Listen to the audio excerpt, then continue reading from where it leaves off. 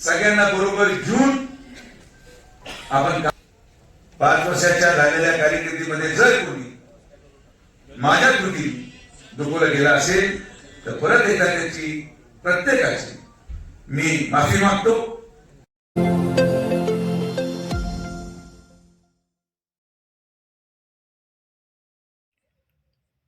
अहमदनगर भाजप कार्यकर्त्यांच्या बैठकीत खासदार सुजय विखे पाटील यांनी नाराजांची जाहीर माफी मागितली. या संदर्भात व मीच किंगमेकर असे म्हणणाऱ्या एका नेत्याच्या वक्तव्यावर भाजपाचे अहिल्यादेवीनगर भिंगार कॅन्टोन्मेंट बोर्डाचे मानद सदस्य वसंतराव राठोड यांनी स्पष्टीकरण देताना काय म्हटले, तसेच लोकसभेच्या नगर दक्षिण मतदारसंघात भाजपाचे उमेदवारास नागरिकांनी का मते द्यावेत या संदर्भात बोलताना श्री राठोड यांनी नगर रिपोर्टर व संग्राम सत्तेच्या वृत्तसेवेस बोलताना काय म्हटले ते पहा. भाजपाची उमेदवारी जाहीर झाली त्यानंतर जी काय नगर शहरात भाजप कार्यकर्त्यांची पदाधिकाऱ्यांची बैठक घेतली खासदार विखे पाटलांनी, त्यानंतर त्या बैठकीत कार्यकर्त्यांना ते संबोधित करताना त्यांनी कार्यकर्त्यांची मधील जे काही मतभेद म्हणा, काही नाराजी असेल, त्या नाराजी संदर्भात खासदार विखेंनी माफी मागितली कार्यकर्त्यांची. त्या माफीनाम्या संदर्भात तुम्ही काय बोलणार?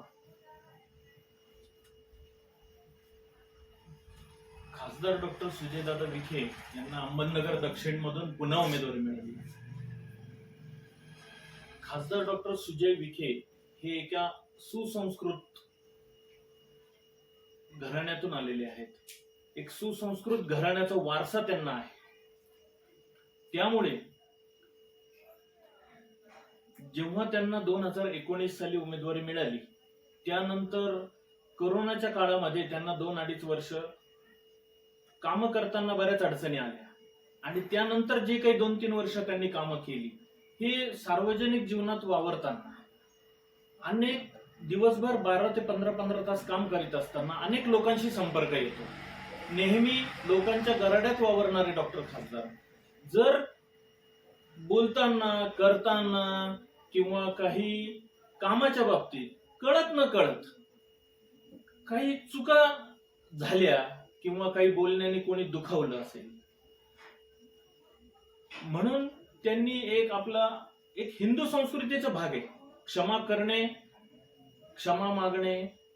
हा क्षमावीरस्य भूषण, हा एक मनाचा त्यांचा मोठेपणा आहे. हा त्यांना लाभलेला वारसा आहे, सुसंस्कृतपणाचा वारसा.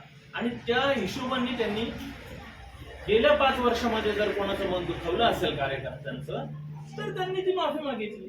त्याच्यात एवढा मोठा इश्यू होण्याचं काहीच कारण नाहीये. जरी काही लोकांना असं वाटत असेल की अशी वेळ का आली आणि तशी वेळ का आली, अजिबात नाही.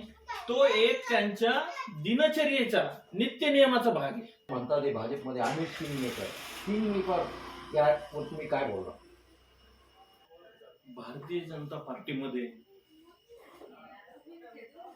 बूथवरील कार्यकर्ता हाच खरा किंगमेकर आहे. भारतीय जनता पार्टीची संघटना ही जगातली 1 नंबरची संघटना आहे आणि ती बूथ रचनेवर आधारित तिचं काम आहे. तर रचना करत असताना अगदी पन्ना प्रमुख पासून बूथ प्रमुख, शक्ती केंद्र प्रमुख, त्यानंतर सुपर वॉरियर, ही जी काही रचना केलेली आहे, या रचनेत संपूर्ण देशामध्ये ही रचना आहे आणि या रचनेवर आधारित चालणारी आमची संघटना आहे. त्यामुळं आणि याच आधारावर आम्ही अगदी 2 वरून जो सुरुवात केली, ती आज आम्ही जी काही 400 पारची घोषणा दिलेली आहे, ती 400 पारची घोषणा 100% आमची पूर्ण होणार याचा आम्हाला संपूर्ण आत्मविश्वास आहे, खात्री आहे. कारण आमचं बूथवर असलेलं काम, आमचा बूथ कार्यकर्ता, तोच खरा या सगळ्या निवडणुकीचा किंगमेकर. तुम्ही आता भाजपचे जे उमेदवार घोषित झाले आहे, तो भाजपच्या उमेदवाराला मतदान नागरिकांनी का करावं या संदर्भात तुम्ही मतदारांपर्यंत कोणत्या उद्देशाने जाणार आहात? अर्थात विकासाच्या कामावर. भारतीय जनता पार्टीचं मूळ तत्वच हे आहे. फक्त आणि फक्त विकासाच्या कामावरच आम्ही जनतेला मत मागणार आहोत. अगदी गल्लीपासून दिल्लीपर्यंत जी काही पक्षांनी आदरणीय पंतप्रधान नरेंद्रजी मोदी यांच्या नेतृत्वाखाली जो काही विकास केलेला आहे, त्या विकासाच्या बळावरच आज आम्ही लोकांना मत मागायला जातो आहे. खासदार निवडून जात असताना तो जेव्हा दिल्लीत जातो, तो देशाच्या पॉलिसी ठरवत असतो. आदरणीय पंतप्रधान नरेंद्रजी मोदीजी यांनी जे काही गेल्या 10 वर्षांपासून जी काही कामं केलेली आहे, ज्या काही देशाच्या संदर्भात पॉलिसी ठरवल्यात, त्याला सकारात्मक रिझल्ट म्हटलं तरी चालेल.